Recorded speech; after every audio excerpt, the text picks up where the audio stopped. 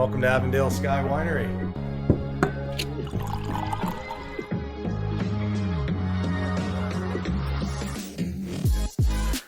This is a story of risk, passion, and family.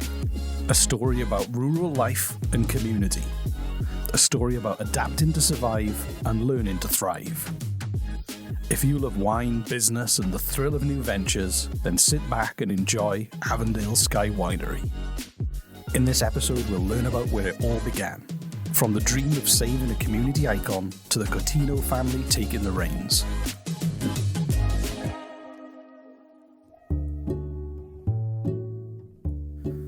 Our story begins one sunny June afternoon in 2019 when Louis Coutinho was relaxing at home with his wife, Avila. I was recently retired and I got a call from Carl. Carl said, "Dad," he said, "is Mom there?" "Yeah, I'm good. Can you put us on speakerphone?" So I did. I want to discuss a business venture. So, well, what is it? Well, I can't tell you. Yeah, imagine asking your parents to sign a non-disclosure agreement. A friend of mine is a business broker. So I'm on his mailing list, as you do, as friends do. They're all in each other's mailing lists, and I always see everything that he has for sale, whether it's fish and chip trucks or laundromats or whatever. And one thing said winery, and that caught my attention. I thought, that's interesting. Long story short, I asked him what it was, and he said it was a winery, and I couldn't believe it. I said, "You're crazy. None of us know anything about winemaking." "Yeah, but Dad, this is what you've always wanted." "No, I wanted a hobby farm, not a winery. 6 chickens and probably, a little garden, something so it keeps me active and get me up in the morning." They were probably the toughest sales pitch I probably ever had in my life. To pitch to my brother, "Okay, you're going to move from Halifax out to Newport Landing. Would that work for you?" And to my wife, of course, who everything's a sales pitch to your wife, right? Yeah, so we were laying in bed one night. It's like 10 o'clock at night. I'm ready to go to bed. He has his laptop. He's going through emails. And he says, "James, there's a winery for sale. Like, wouldn't that be amazing?" And I was kind of like, "Okay, sure, yeah." And he was like, "No, but like if we bought it." And I was like, "You're crazy. I'm going to sleep." So I literally rolled over and went to sleep. Dude, I didn't have all the answers of how it was going to work. I had a vision of how I think it could work. At least I know one thing for sure. It'll keep me and my family here in Nova Scotia for a number of years. And, with other careers, you don't know where it might take you. And Carl wasn't the only family member eager for a joint venture. His younger brother Sean was already flexing his entrepreneurial muscles. I've always wanted to be an entrepreneur and do entrepreneurship, and I had started something before, a little iced tea company.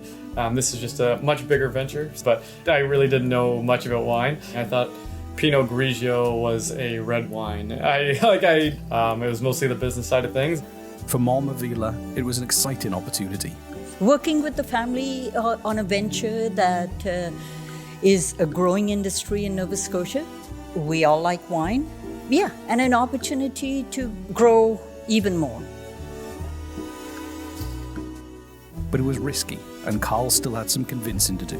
Just thought he was just kind of throwing it out there, whatever. So the next morning I wake up, I pick up my phone, and there is a string of 100 messages back and forth. He had created this chat with his parents and his brother, introducing this idea of buying a winery. And then I was like, oh, he was actually kind of serious about this. We went through the due diligence period, and the condition I took it on was, I've been behind a desk for 45 years of my life, 30 years with the Halifax Regional Municipality and 15 years with the town of Windsor as the Chief Administrative Officer.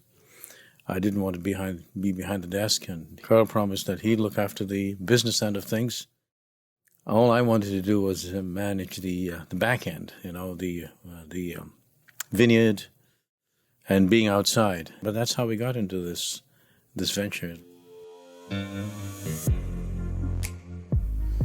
And while right now is boom time for the wine industry in Nova Scotia, Avondale Sky is one of the oldest vineyards in the province. So to tell you the rest of the story, you need to go back in time to 2009. The village of Walton hasn't seen this kind of excitement in God only knows how long. What do you guys think of all of this? Oh, it's a miracle to me. I think it's short of a miracle. The winery's original founders, Stuart and Lorraine, believed strongly in sustainability. Moving from the city, they wanted to find and repurpose old buildings rather than build new. That's how an old barn from the St. Croix riverbanks first came to live at the winery. But the miracle the witnesses you heard from that old CBC report were talking about was their most ambitious repurposing project yet. One day they stumbled across an old building in nearby Walton, and they were inspired. Mama Vila has taken on the role of chief historian. The previous owners were looking for a place to display their wine. So this was an old Anglican church, St. Matthew's Anglican Church, built in 1837. It was deconsecrated in 2008, 2009. And at that point in time, it was going to be destroyed. They saw this church, fell in love with it, bought it for all of $1.67, because in those days, in 1837, the community built the church. So there was hardly any money that the archdiocese had to pay for it. They had to move it from where they were located. They couldn't move it by road because of the high ceiling and low power lines. They didn't want to move it in pieces and put it together.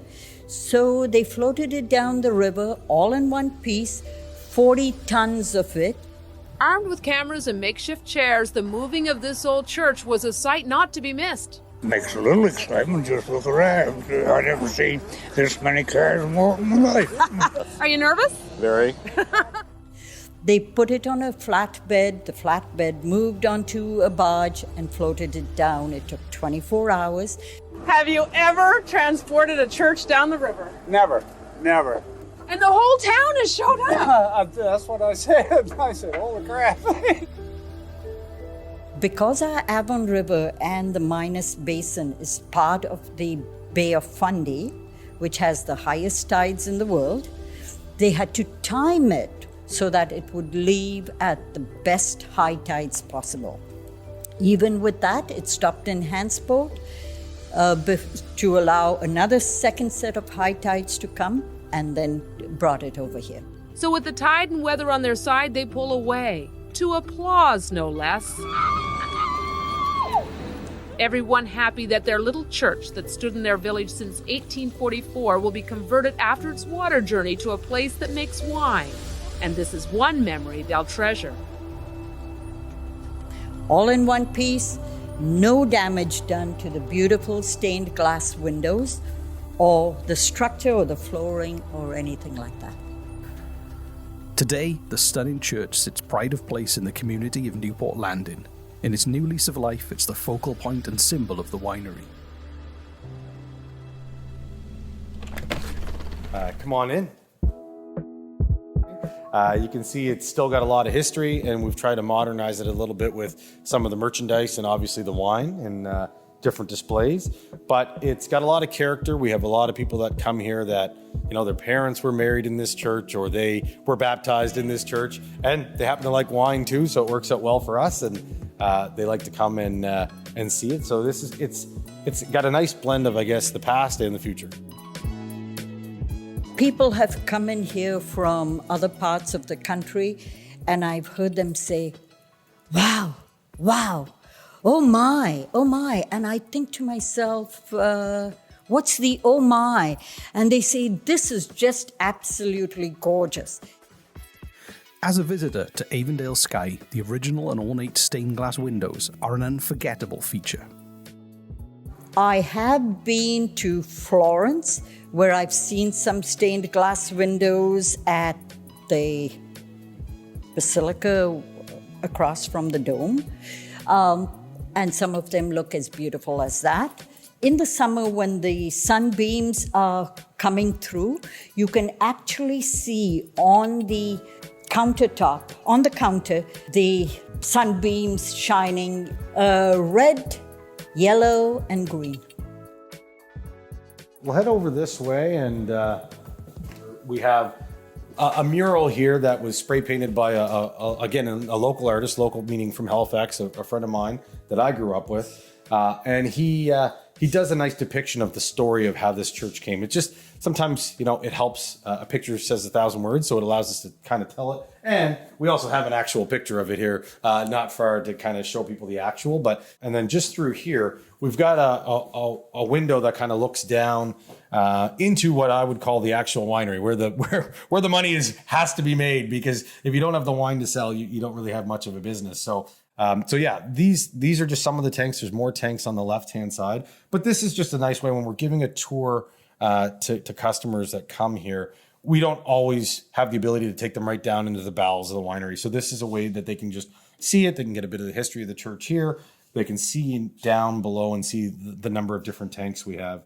You can see my dad down there walking through. You can see Maria giving us a wave. For Louis and Avila, life has changed a lot since they first arrived in Canada. I got here in 1972. I came as a refugee from Uganda. This was Idi Amin's reign of terror. So we arrived in Montreal in October. Actually, it'll be 50 years this coming October. It was a military barracks, and we actually had a choice of where we should be going to, which province would be best suited for our family. So after doing some preliminary looks, that we looked at where everybody was standing. Everybody wanted to go to Toronto, Montreal, Vancouver, and so those provinces, they had booths set up from British Columbia all the way to the Atlantic provinces, and we saw nobody was going to the Atlantic provinces. So I said to my mom, I said, "That's where we're going. We're going over there." And for Avila, the spirit of adventure has always been her driving force. I finished high school at 14 and went on to university, 4-year degree. I knew that there was something, my world was too small over there and I wanted to expand. Anyway, when I did come to Canada, I came with my mom and younger brother, and I came with $3 in my pocket. And I always had the savings goal. I have no idea why. So I went off to Toronto. I was still a teenager, went up to Toronto on my own, got a job with a financial institution, which is where I wanted to be, and absolutely loved that field of work. I started working in the very first week as a grocery store clerk. As a 19-year-old, I had all of my brothers who were younger than me, and they had to go to high school, so all of a sudden it was like I had to do something to get my family, and my mother didn't have too many skills, so she had to take a job as a dishwasher. So between herself and myself, we had to find a way to make things work. We were able to, to sort of live there, put my brothers through high school, and save some to put myself through university a few years later. It's very easy to see why Carl and Sean are deeply inspired by their parents. To know what they've gone through, the ups and downs, and to start from the bottom down here and then move their way up to where we as a family are able to afford a winery and then build that legacy for the Catinos. From the background that my parents brought, hard work was obviously instilled, and my brother and I, we grew up watching our parents work hard, and that's how you're brought up. That's the nurture part of your life, and I know if you ask them, they'll probably tell you they never thought they'd be a business owner, and I could probably understand that, but they've always worked as hard to be business owners. Avondale Sky has always been more than just a business. It had a staff of local people employed by the old owners. So when the Cortino family took over, they knew there would be a transition. Well, it's interesting because, I know it concerned some of our staff when they saw 5 of us coming in as co-owners. And it was like, okay, this is going to be a problem, they're going to be trampling over each other. We're going to get 5 different people telling us to do 5 different things.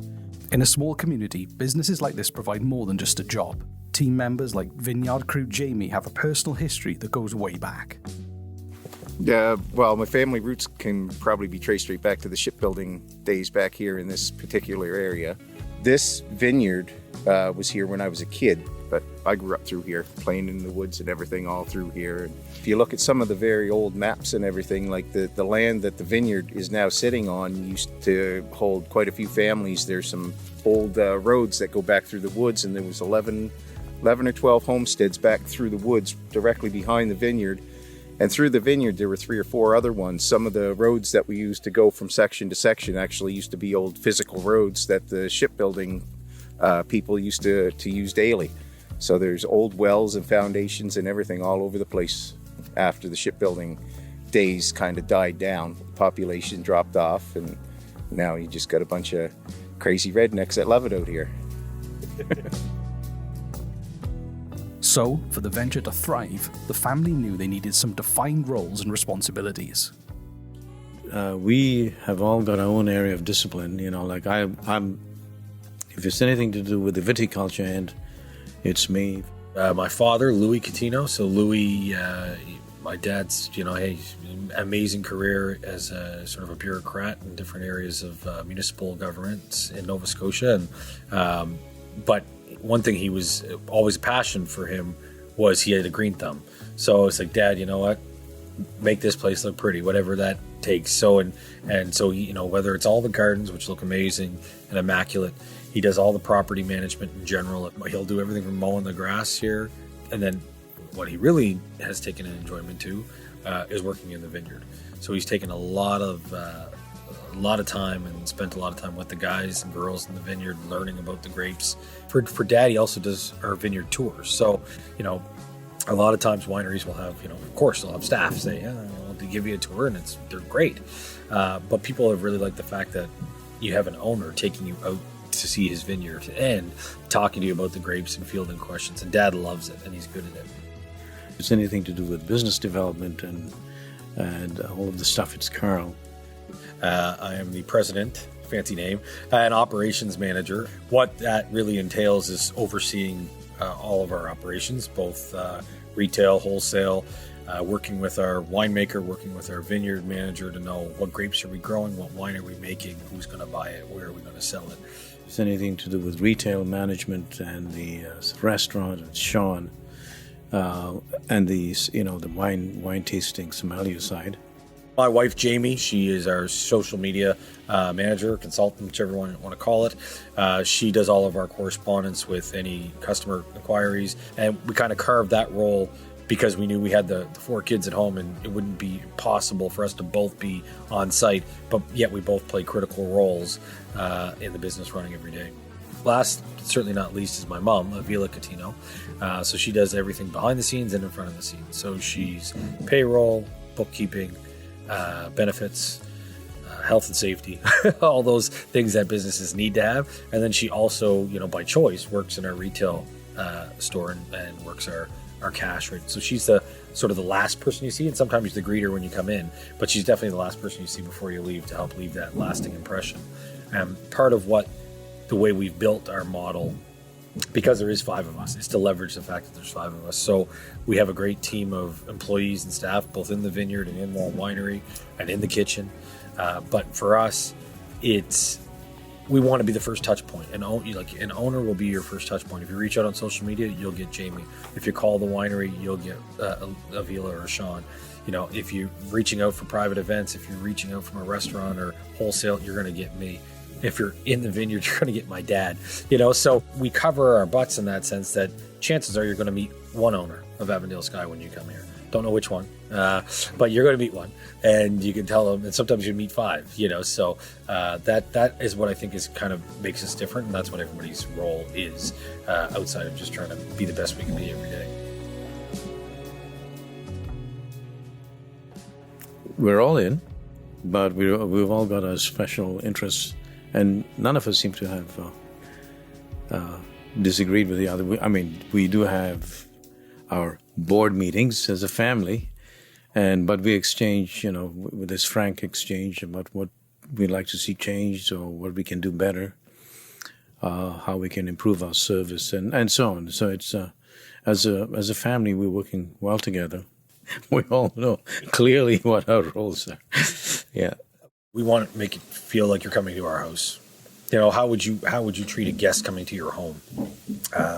We want them to feel like that. We want our staff to feel like that, and to convey that same feeling to our customers.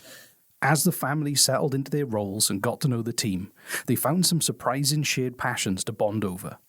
A really interesting story. When we first bought this business, we came in and, myself and my brother, we've always been hip hop fans, right? We went down and our winemaker, Ben, has actual pictures of rappers on the tank so he can tell the tanks apart. So there's Biggie, there's Rakim, there's now the tall, skinny one there, that's Snoop. So, those are kind of some of the things, because otherwise it's like, what, tank 1, tank 2, tank 3, tank 18. So it's like, they're all named after rappers. There's Lil Kim. Lil Kim's just a small tank, but she's feisty. So anyway, that's just some of the stuff that we have here, which kind of keeps it fun. So when we saw that, we're like, man, this is like perfect. This guy, we're cut out of the same cloth. Since they took over, Carl is now seeing some amazing upsides beyond the excitement of a new business. Like a lot of people, my wife talks to her mom every day. I talk to my parents multiple times a day. But before it was like once every week, once every 2 weeks. Maybe it was a text, maybe it was an email, maybe it was a brief phone call. Maybe they popped in when they were going to Costco, and all of a sudden it's like we're talking all the time, every hour, about something totally different, but still maybe relevant to the business. And then we break and we talk about family and we talk about the grandkids and all that stuff too. It's to me, a lease on life. Just something that I didn't know very much about before, but I am so eager to learn every little bit of the business. It went from like, we're not so sure we want to buy a winery, we want to travel and just enjoy retirement, to you can't keep them away from there. Just working with my sons, it's it just is. I don't know how to describe it, but when you're in a family business and you can work together and do what we do, my biggest fear about retirement was that I was going to get bored. I'm not bored. I'm really active. In fact, I trimmed down from about 159 pounds. I'm now at about 142, and that's, I'm feeling fit, strong. Oh, high point. There's so many highs. I guess, we recently won a Lieutenant Governor Award for Excellence in Nova Scotia Wines, which was super awesome that our winemaker did that. But really just seeing the growth. I think we've done a lot of changes, and that to me has been super rewarding. So whether it's from the painting outside to the shelves that I built from scratch for retail, to getting the mural done on about the story of the winery, I think that has been just super rewarding, because you put it on your list of things to do and try and action for the next year, and we made a lot of those things come to fruition. And so really, that's what I've always loved about business, is that autonomy. You set your mind and you get to make those decisions, and then you go and execute. And that to me is just, you can't put a price on that.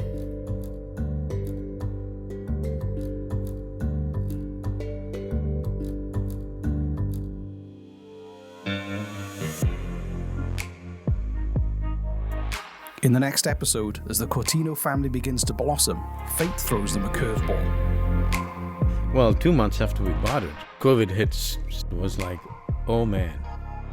We've put a lot on our plate that we might not be able to, we've bit off more than we can chew.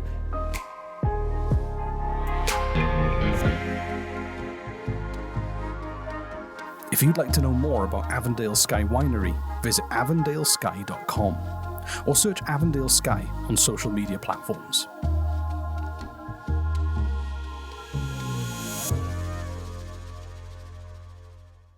This has been a Podstarter production.